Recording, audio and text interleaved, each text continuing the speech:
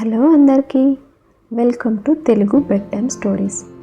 ఈరోజు కూడా Telugu bed time స్టోరీస్లో ఒక మంచి కథని విందాం. ఈ కనిపించే అతనే మన స్టోరీలో హీరో. ఇతని పేరు మల్లేష్.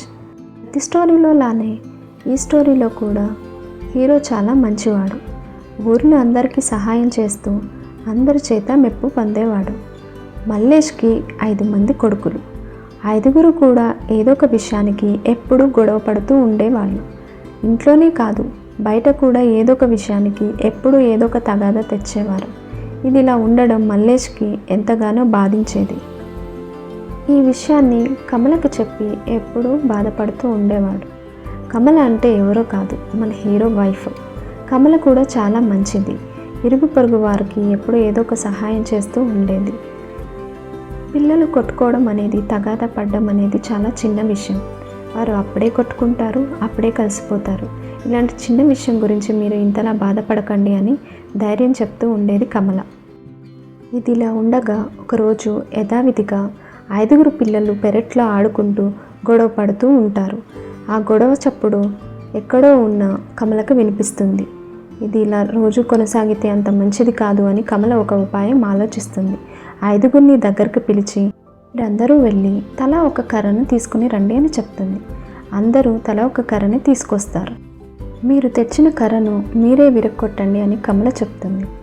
అందరూ తల్లి చెప్పినట్లుగానే వారు తెచ్చిన కర్రను 2 ముక్కలు చేస్తారు. ఆ తర్వాత కమల పిల్లలతో పాటు కొన్ని కర్రలను ఎరుకొస్తుంది. ఆ ఎరుకొచ్చిన కర్రలన్నిటినీ కలిపి ఒక కట్టగా కడుతుంది. కట్టను ఒక్కొక్క కొడుక్కి ఇచ్చి దీన్ని విరక్కొట్టండి చూద్దాం అని అంటుంది. ఒక్కొక్క కొడుకు ఎంతగానో ప్రయత్నిస్తారు, కానీ వాళ్ళు మా వల్ల కాలేదు అని చెప్పేసి తిరిగి కమలకి ఇచ్చేస్తారు. చూశారు కదా, విడివిడిగా ఉన్నప్పుడు మీరు చాలా తేలిగ్గా ఈ కర్రలను విరక్కొట్టారు. అదే కలిసి ఉండి ఒక కట్టగా కట్టిన తర్వాత వాటిని మీరు విరగొట్టలేకపోయారు. సేమ్ మీ జీవితం కూడా ఇంతే. మీరు విడివిడిగా ఉంటే మిమ్మల్ని ఎవరైనా ఓడించగలరు. అదే మీరంతా కలిసిమెలిసి ఉంటే మిమ్మల్ని ఎవరు ఏం చేయలేరు. అందుకే అంటారు యూనిటీ ఈజ్ స్ట్రెంగ్త్ అని. ఇక మీదట మీరంతా కలిసిమెలిసి ఉండాలి, ఒకరు ఒకరిని కొట్టుకోకూడదు అని కమల వాళ్ళందరికీ తగిన రీతిలో బుద్ధి చెబుతుంది.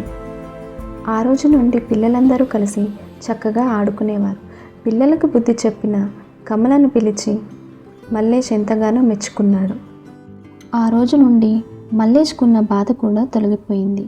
మల్లేష్ కూడా చాలా సంతోషంగా ఉండేవాడు. పిల్లలు, ఈ కథలోని నీతి ఏంటంటే ఐకమత్యమే మహాబలం. ఈ స్టోరీ కానీ మీకు నచ్చినట్లయితే please like, share and subscribe to Telugu bedtime stories. Bye.